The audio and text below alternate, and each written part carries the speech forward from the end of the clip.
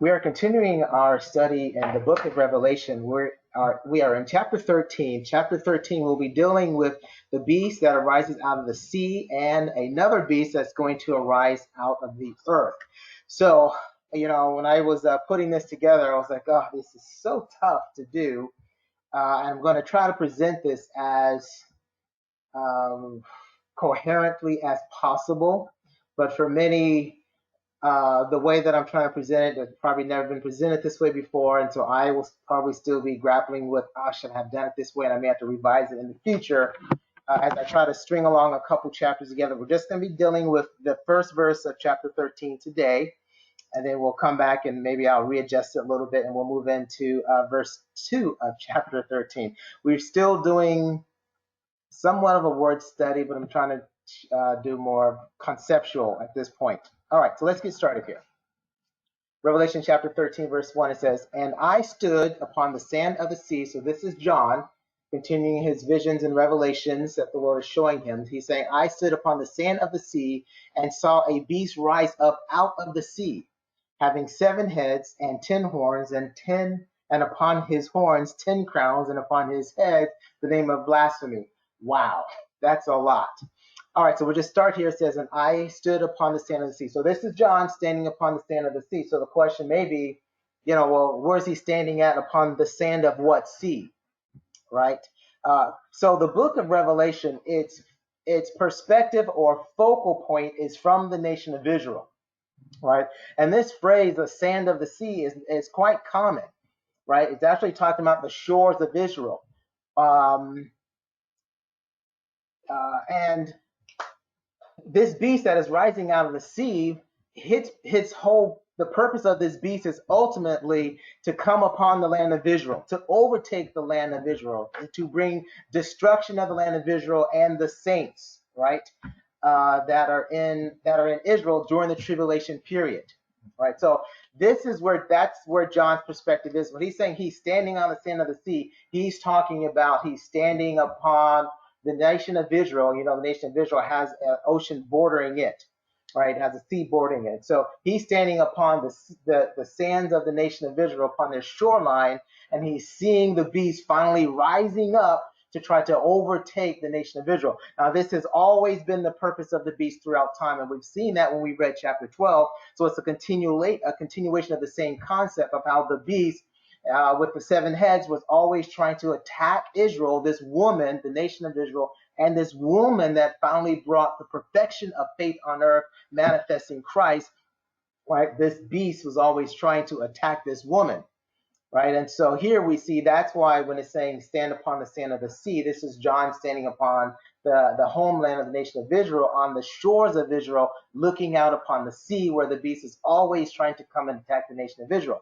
Now we know this because when we look at Genesis chapter 33, verse 17, we see this familiar phrase as well of when Abraham was called to walk, and wherever he was going to walk, he was going to be blessed, and that land will become, by covenant, all of the land that will be given to the nation of Israel.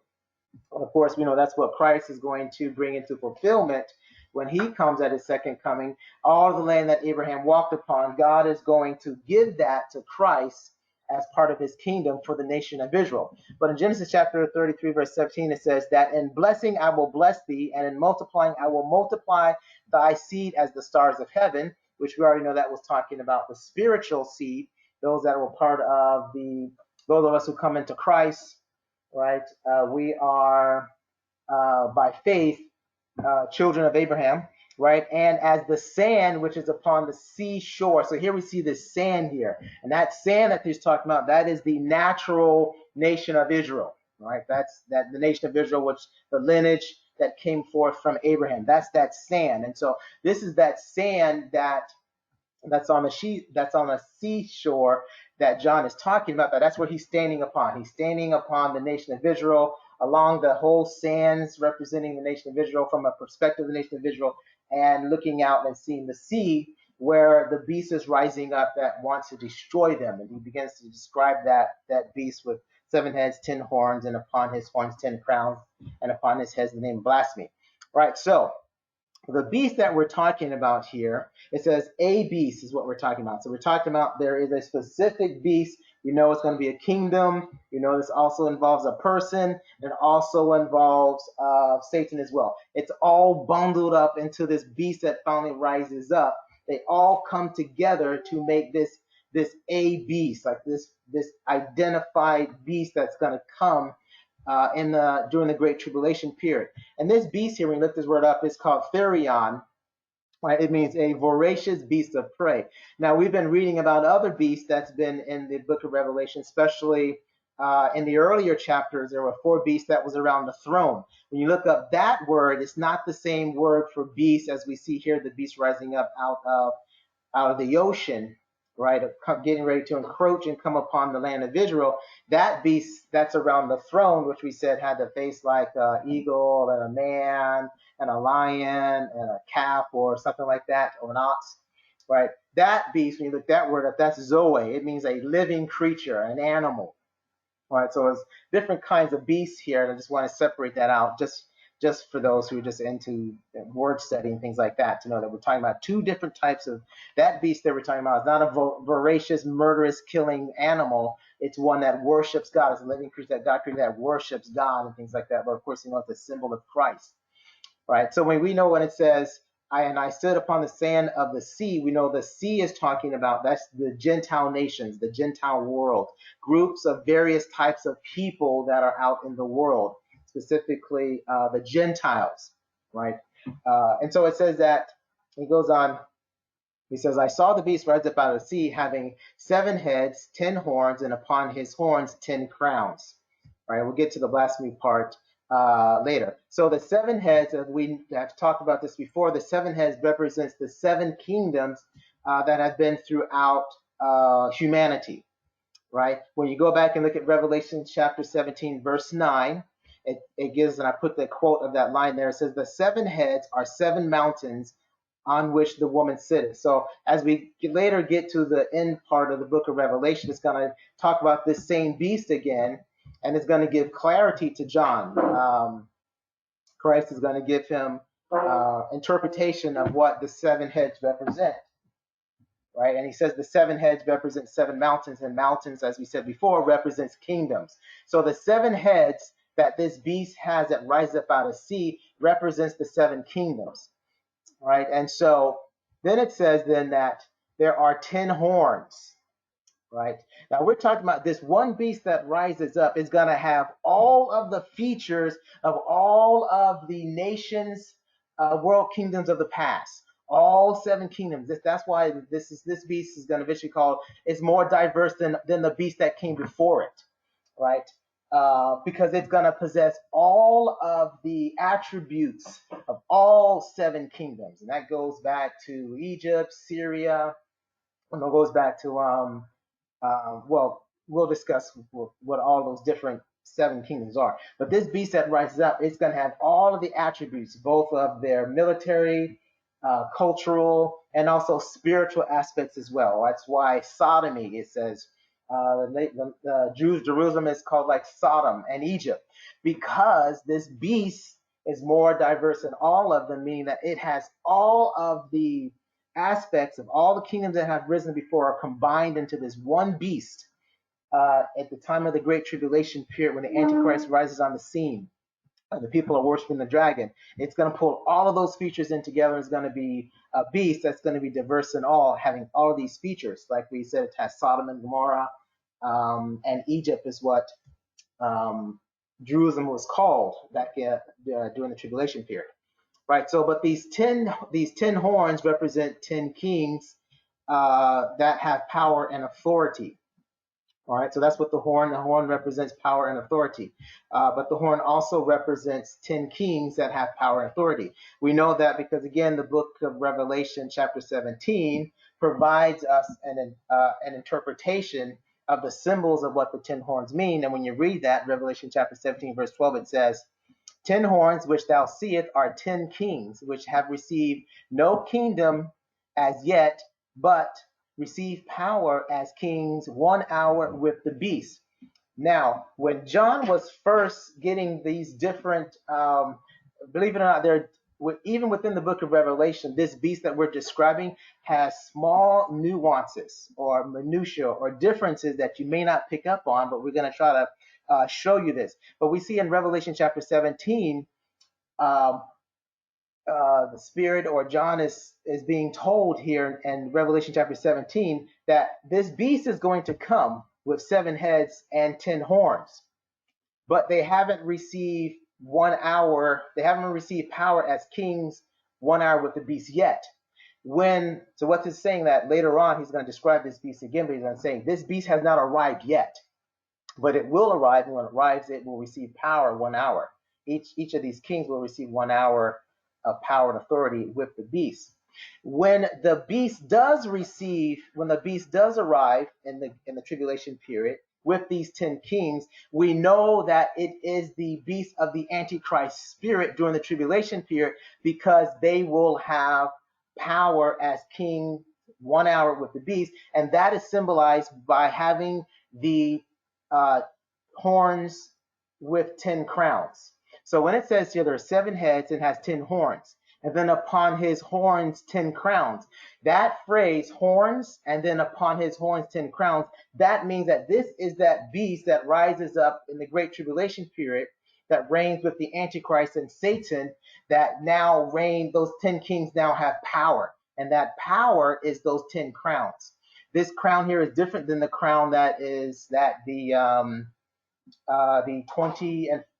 20 and 4 elders that sit around the throne, they have a crown, right? When you go and look up the two words, they have different meanings. The crowns that the 20 and 4 elders have, and that we have as well when we're up in heaven, that's a crown for, like, if you run a race and you run the race righteously or properly, you're given this crown, but that crown is a crown of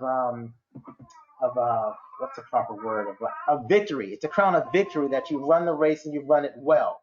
It's not the type of crown of like a crown of like you reign and rule with power, although Christ is going to give us power and authority. But that crown that we have is awarded to victors, right? In the book of John, I was talking about overcoming, being victorious. He that overcometh, believing that Jesus Christ is the Son of God, and all those things he talks about.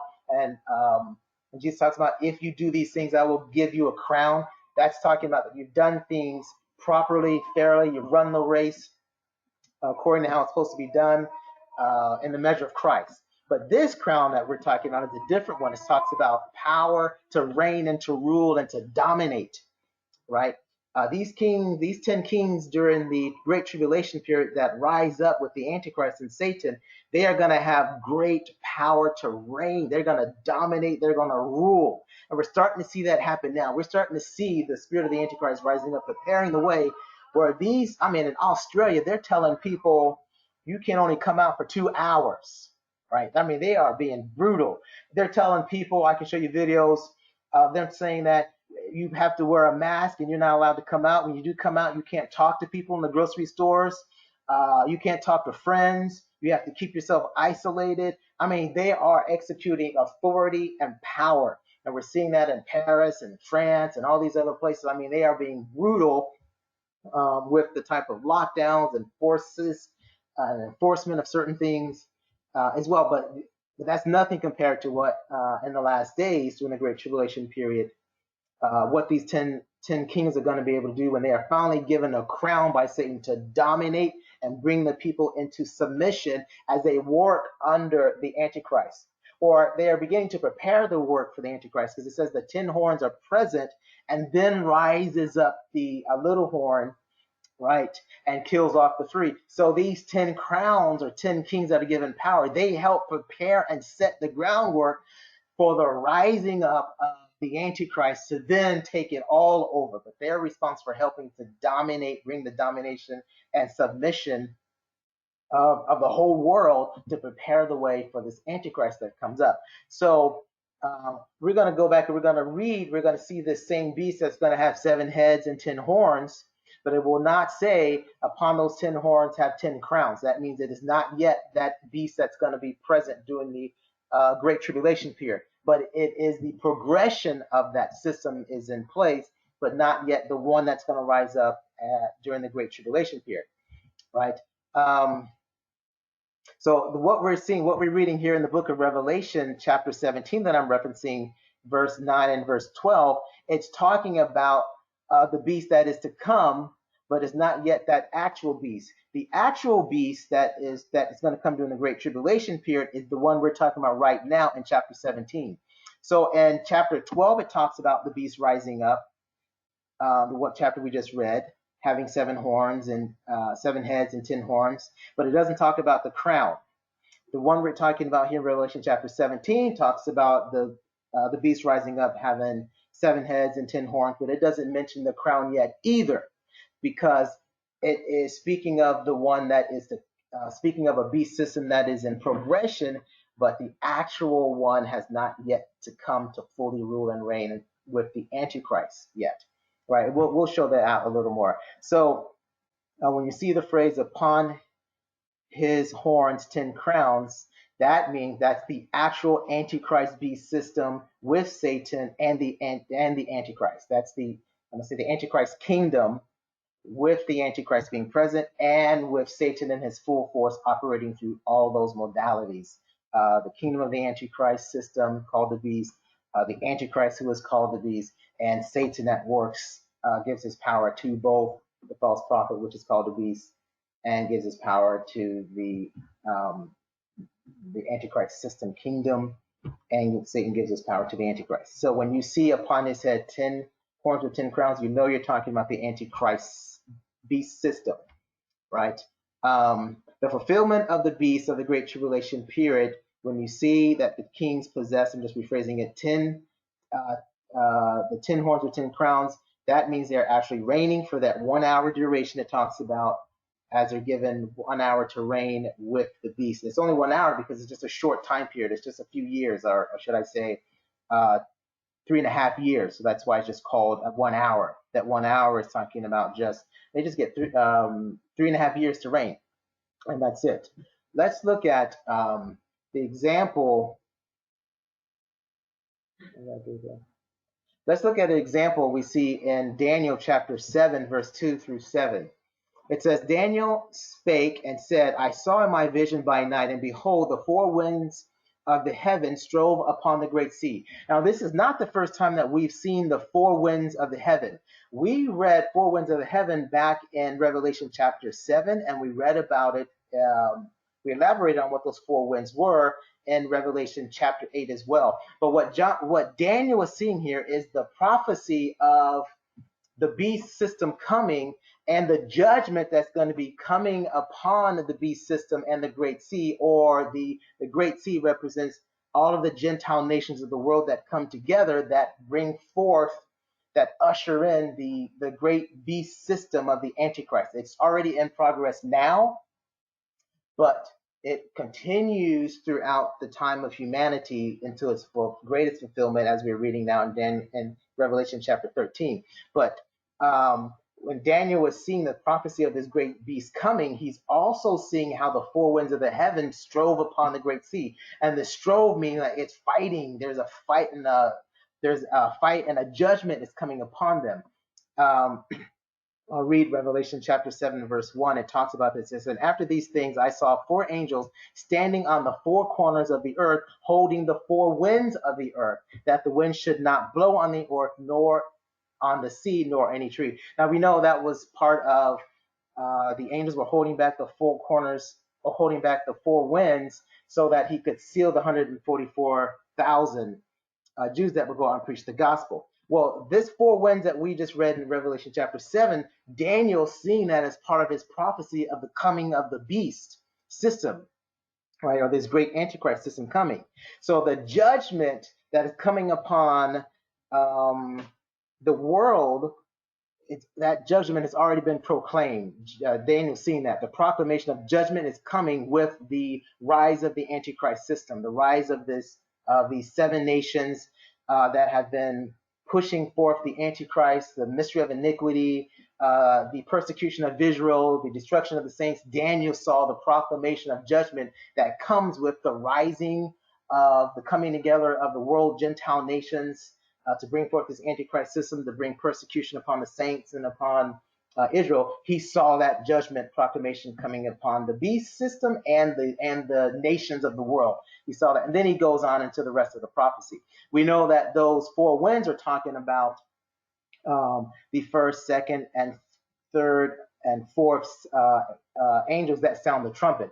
Those are the judgments that are going to be proclaimed against um, the world as they participate in it's called the seven trumpets of judgments that these angels are holding, right? That are proclaimed against the Gentile nation and the Antichrist as they rise up to begin to persecute and to kill and destroy the saints and stuff like that and worship Satan. So Daniel was already seeing that proclamation of judgment that's coming as these nations rise up together under the authority of Satan, right? So that's what those four winds represent, and we discussed that in a previous in chapter 7 when we went over the book of Revelation. But he goes on, verse 2 of Daniel chapter 7 says, and four great beasts came up from the sea, diverse one from another. The first was like a lion and had eagle's wings, and I beheld till the wings thereof were plucked, and it was lifted up from the earth and made to stand upon the feet as a man, and a man's heart was given to it. Behold, another beast, a second, like a bear, and it raised itself up on one side, and it had three ribs in its mouth of it between the teeth of it, and they said thus unto it, arise and devour much flesh. And after this I beheld, and lo, another like a leopard, which had upon the back of it four wings of a fowl. The beast had also four heads, and dominion was given to it. All right, so these represent these four beasts that Daniel was seeing here represents part of the seven heads that the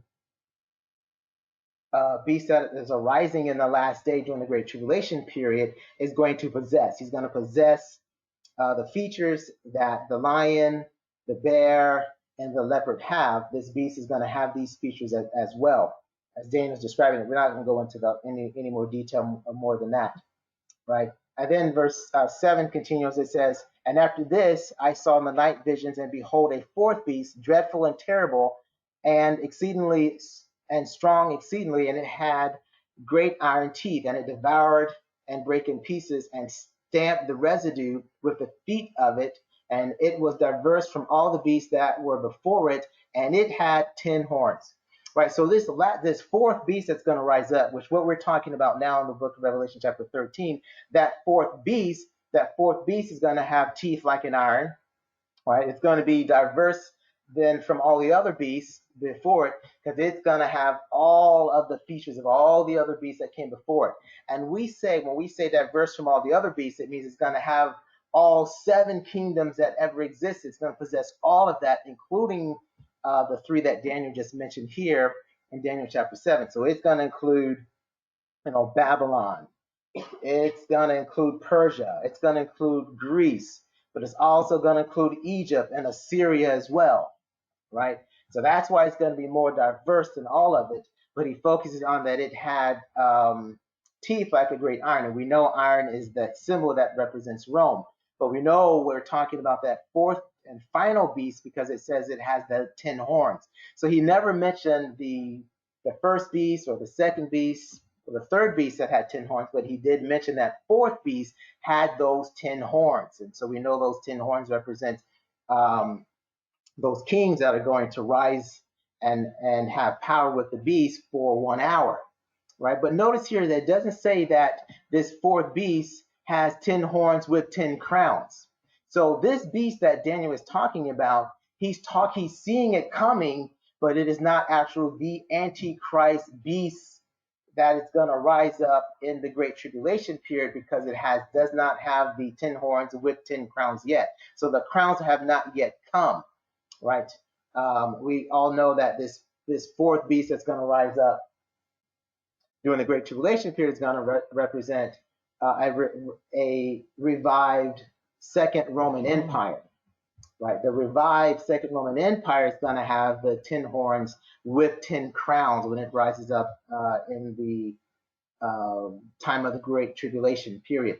So when you look at what Daniel wrote, Daniel presents the kingdoms and an order in which they occur chronologically going forward in time. He presents the lion, which represents Babylon. He presents the bear, which represents Persia. He presents the leopard, which represents Greece. And then he presents this fourth dreadful and terrible beast, which represents Rome, right?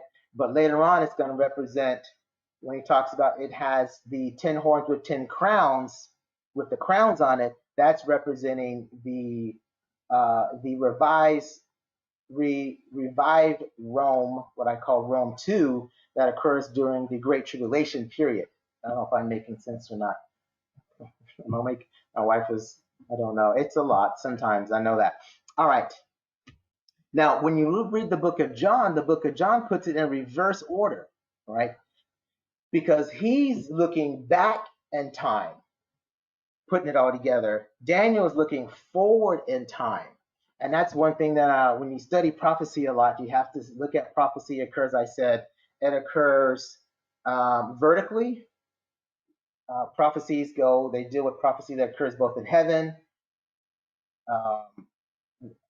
that occurs on earth, and then occurs in the spiritual realm. So like when we read in the book of Revelation chapter 12, prophecy started out talking about there was war in heaven, right? That prophecy occurs in heaven, applies to heaven. And the same prophecy was then talking about, and there was war. Later on in the book of Revelation chapter 12, and this time there was war and Satan was cast to the earth. So that's talking about the same prophecy of war occurring in heaven, war occurring on earth. So prophecy occurs vertical, and then there's war that occurs in the heavenly places, the king, things like that, within like the kingdom of heaven. All right, so prophecies occur vertically at multiple levels. Prophecies occur cyclical, we've talked about, that repeats over and over. And then prophecy also occurs forward and backwards. And I didn't always know this, but with time, I began to recognize that prophecy looks forward, prophecy looks back. And that's how I was able to determine some things about what we're talking about when Jesus was talking about the end times, the end of the world. Certain things will be happening. And I was showing you how one time he's looking forward, the other time he's starting from a midpoint and he's looking backwards, and people confuse the two and they don't understand. And so they think one is a rapture when it's not, it's not talking about a rapture, things like that. So we talked about that before when we looked at some things in Luke dealing with prophecies about the end times. Right, so prophecy is some things you have to be important to understand, because you can get a lot of things confused if you don't understand the perspective. Right, so here when John, he's saying it in reverse order. He talks about the fourth and dreadful and terrible beast, right? When he's describing this beast that rises out of the sea, right? Then he just talked about the leopard, and then he talks about the bear, and then he talks about the lion. This is the complete reverse order that Daniel talks about, because John is looking back in prophecy, or Daniel's looking forward. Right. Daniel, unfortunately, he only includes 4 kingdoms. Only 4 kingdoms are mentioned in the book of Daniel. He excludes Egypt and Assyria. But when we look at the beast that's described in the book of Revelation, he describes it as a 7-headed beast. John only talked about 4 beasts, right? Here, John talks about a 7-headed beast, which represents 7 kingdoms. So John includes Egypt, the 7 heads referring to Egypt, Assyria, Babylon, Persia, Greece, and Rome. And then that second one that makes it the 7th head is what I call Rome 2, the revised Rome. But this revised Rome is going to have all of the features of all other kingdoms that have preceded it, all bound together. Right, it's going to have elements of Egypt, elements of Syria, elements of Babylon, elements of Persia, elements of Greece, and the Roman Empire as well. That's what makes Rome 2, or this beast that John is talking about in Revelation chapter 13. That's what he's seeing. He's seeing the one that is the combination of all kingdoms and all their perversion, all combined together, all their military might, all of their idolatry, perversion, violence, murder, all of it, from everything from the beginning of humanity, and its evilness and idolatry all the way up to where we're at today. So all the pagan things that were going on in times past in Babylon and in Persia and in Egypt, all that's going to be back. And we see it rising up now. Like all this pagan stuff I was preaching, speaking, sharing last week, and I was showing them all these different types of tattoos and piercings that people have and stuff like that. Like all that stuff is going way back to ancient um, civilizations and how they did things. And that spirit is rising up and is coming back. Right. So when it talks about the 7 heads and the 10 horns, right, uh, that's talking about the diversity of this 4th kingdom that's right, or that the final kingdom that's going to be present during the Great Tribulation period, and its diversity is talking about all those 7 kingdoms united together. And when it talks about the 10 horns with the 10 crowns, that means you're specifically talking about that final and last kingdom that comes up with the Antichrist, where the 10 horns are actually now are crowned to have authority with the Antichrist, right? So that's what John's revealing to us in Revelation chapter 13. And to show you that difference, when you look back at Revelation chapter 12, verse 1 through 3, right, it does talk about this beast system that we're talking about here. But remember I said when we're reading Revelation chapter 12, it's showing us chronology in time, right? So in Revelation chapter 12, verse 1 and 3, it starts out, and there appeared a great wonder in heaven, a woman clothed with the sun and the moon under her feet, and upon her head a crown of 12 stars. And she being with child cried, travailing in birth and pain to be delivered. And there appeared another wonder in heaven, and behold, a great red dragon having 7 heads and 10 horns, and 7 crowns upon his heads. Now notice this is almost similar to what we just read in chapter 13. We just went 1 chapter forward, and now it's describing this beast here as having 7 heads, which we know, yes, it has 7 heads. What are those 7 heads we talked about before? Egypt, Assyria, Babylon, Persia, Greece, right, Rome, and then the revised Rome, I'm calling Rome 2, right? So when he's talking about these 7 heads, he's talking about that all of these kingdoms are now pretty much present, right? Rome is present already, but it's going to be revived again in a different way, but it's Rome, right? And then he mentions there are 10 horns, right? So he's talking about, okay, there are 10 kings, but these 10 kings don't have 10 crowns on them yet. But he does say the 7 heads have crowns on them, right? So that means that these are kingdoms that have come and have had authority and power. And it says all 7 of them have had authority and power. And that includes the Roman Empire. Of course, we know the Roman Empire did not fall, and it will be revived again. And so it's still considered part of that 7 because it's already present, it has already reigned, and it will be revived and it will reign again. But the 10 horns, we notice here, does not have 10 crowns yet because it's early in the process of chronology of time. The chronology of time that we're seeing here is with the coming of the birth of Christ. So the system is already in place, right? When the coming of the birth of Christ came, these 7 kingdoms have already been in place. They've already had authority, right? But these 10 horns have not yet risen on the scene yet to have been crowned with a crown to have power and authority yet. So that hasn't been fulfilled yet. So that's what is in process waiting when we read Revelation chapter 12, as we see here, right? And so those murderous kingdoms are already present, and the 7 heads already been crowned, and they're already present upon the scene. Even when Christ arrived, they were already present, and that was pretty much it, right? But the 10 horns are not yet having their 10 crowns yet because it's not yet the Great Tribulation period. Those 10 horns, those 10 kings being crowned yet, they only rise up during the Great Tribulation period, as we're now reading in chapter 13. So when we look at Revelation chapter 17 again, Daniel was receiving revelation of how to interpret this 7-headed beast, right, with these 10 crowns, with these 10 horns and things like that. He's given an interpretation, right? And we read it here in Revelation chapter 17, verse 10. It says, and there are 7 kings, 5 are fallen, and 1 is, and the other is not yet come. And when he cometh, he must continue a short space. So what is it saying? That we know that it says 5 are fallen. So from John's lifetime, the five that have fallen are Egypt, Assyria, Babylon, Persia, and Greece. Those are the five that has fallen. When he says, when the revelation interpretation says, and one is, the one that is during John's lifetime. That's Rome. Rome is the one that is. That is what I'm going to call Rome 1. Presently reigning during John's life and present when Christ was on earth at his first coming, walking as the Son of Man. And then it says, the other is not yet come.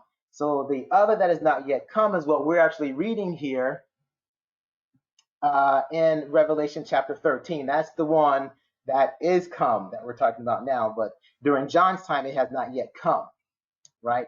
And that's the one that we call that fourth, dreadful and terrible, diverse than all others, because it's going to have all the combination of all of them. We call that I'm calling it the revived Roman Empire 2, but it really is that Antichrist beast system and kingdom that he shares with or reigns through the power of Satan and with the false prophet, that second beast. All right, so when you continue reading book of Revelation chapter 17 verse 11, it says, and the beast that was and is not, even he is the eighth and is of the seventh and goeth into perdition. This sounds very confusing.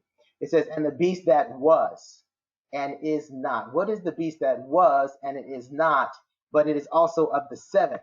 So we know that there are 7 kingdoms, right? Because he says it is of the 7. So the 7 kingdoms are Egypt, which we know Egypt still exists today. There is an Egypt. It's over there. I want to go there and visit it. There is a Babylon. Babylon is still here. Babylon is still here. There is a Persia. Persia is still here, right? I think we call that Iran, I believe. Yeah, I think we call that, because we call Iraq is what we call modern day Babylon, right? And there currently is a Greece, and there currently is Rome. But what most people don't understand, that Assyria has totally been eradicated.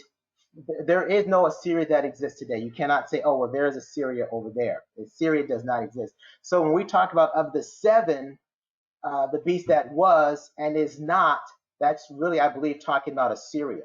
Now, today, believe it or not, Assyrians do exist. And I was looking it up with my wife not too long ago. One of the largest populations of Assyrians, they call themselves Assyrians. They have Assyrian identity. They have Assyrian language and Assyrian culture. Actually, is in San Francisco.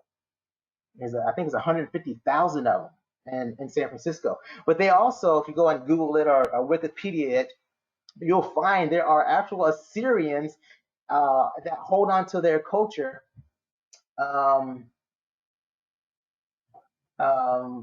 Mother Edward sent a question to me, and I'll respond to that.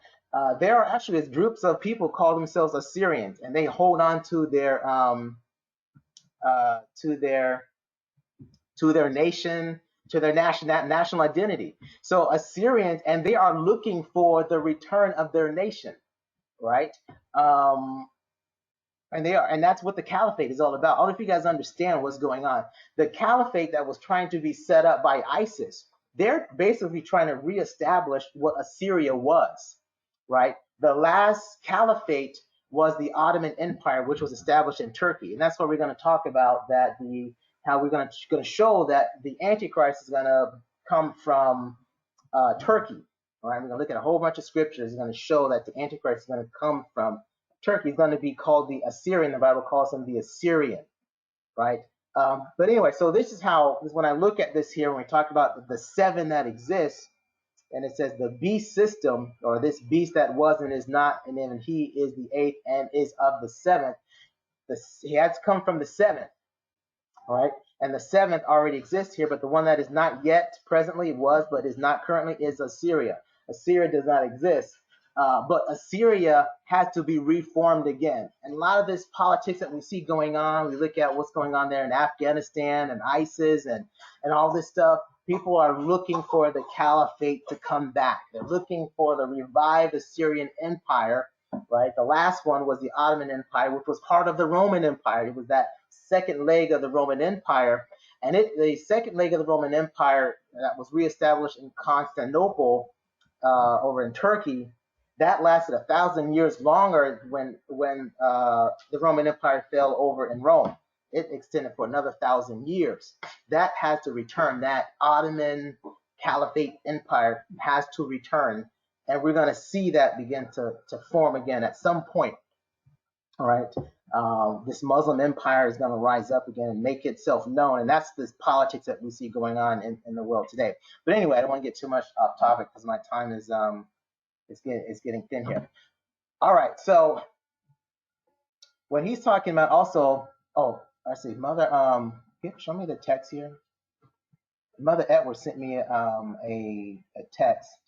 Her question was, or she made a comment to everyone. Does the 7 beast system being one, or are they separate as a symbolic of one another separately? The ultimate goal that Satan has is for all of these individual nations to be, they all represent a collective work together. There are individual nations that have a spirit driving behind them, a purpose behind them. And the goal, of course, was to capture, destroy Israel, destroy the saints, prevent the word of God from coming forth, prevent Christ from coming forth. It is both a spiritual system, a nation system of control and dominance and reign. It's individual, but it's all group part of the same thing. But now initially we're seeing them as individual nations. Oh, we say, oh, Babylon rose and fall, Egypt rose and fall, Syria rose and fall, Persia rose and fell, Greece rose and fell, Rome rose and fell. We see them separately, but to Satan, they're all part of the same system. They're all working together.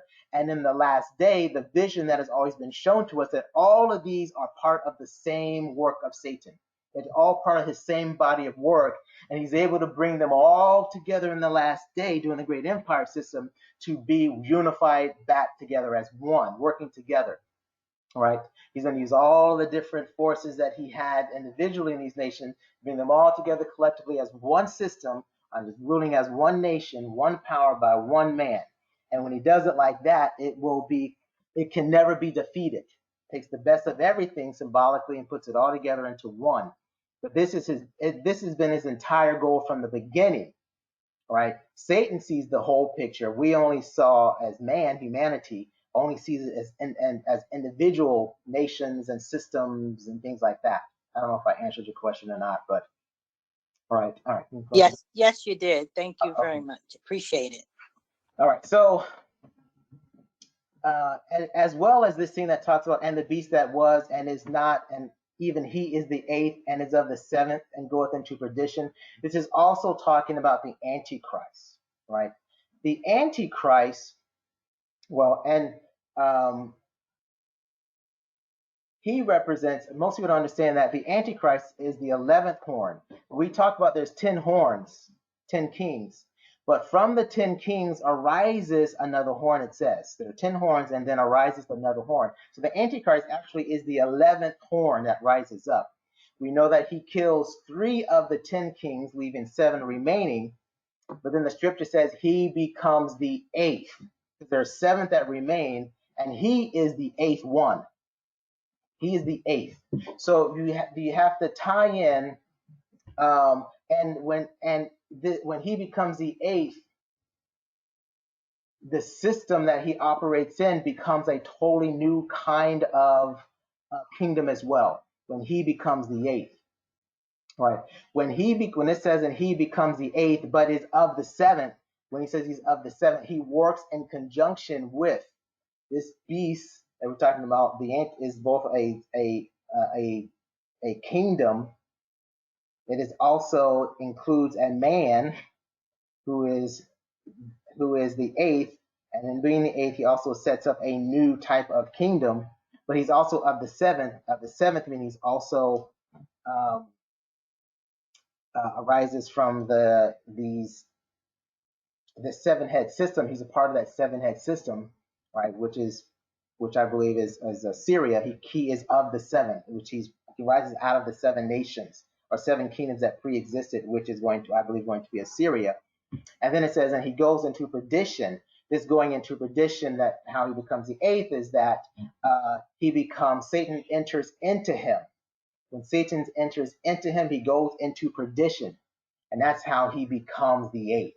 The eighth is a symbol of a new beginning, something that has never happened before. So there's a man coming on the scene that rises up, takes power. He's able to destroy other men, but he's not like any other men. Once Satan enters in him, he established something that's totally new, a new beginning of a new type of reign, a man filled with the power and authority of Satan. That's the eighth, right? But he is of the seventh. But when he becomes the eighth and embodied by Satan, he goes into perdition, right? That means so, right? And that's what it was said about Judas. Satan entered into him, and he entered into perdition. In Luke chapter 22, verse 3, it says, "Then entered Satan into Judas, surnamed Iscariot, being of the number of the 12." So he's one of the 12 apostles. And Satan entered into him, and we know the scriptures talks about how he entered. Judas entered into perdition as well. Right? He entered into perdition. That means that Satan entered into him and caused him to be the Antichrist, to be of like the Antichrist spirit, to fight against Christ, to try to destroy Christ, right? Bring Christ down and low and stuff like that. Right. But Satan, he is also the eighth as well. So this sounds crazy that this beast that we're talking about, right, having the 7 heads, right, or the 7 kingdoms, all of that is Satan. That's his work of art. That's his body of work. So he is also the eighth. So there are 7 kingdoms, and he's the eighth of that. That's him. He's part of that. He's the one that's holding it all up, that's building it. He's the one that's going to eventually also reign through it as well with the Antichrist. So he is also the eighth, right? I know this may sound really crazy. He reigns over all of it as his own kingdom. Like that's his. He becomes the eighth. He sets up an 8th kingdom. He becomes the 8th ruler over all of this as well. I don't know. It may sound confusing. You guys can ask me questions on this later. That's my time here to help me kind of revise and to make this a little more clear as I am trying to put this together. All right, I'm going to stop right here. Comments or questions?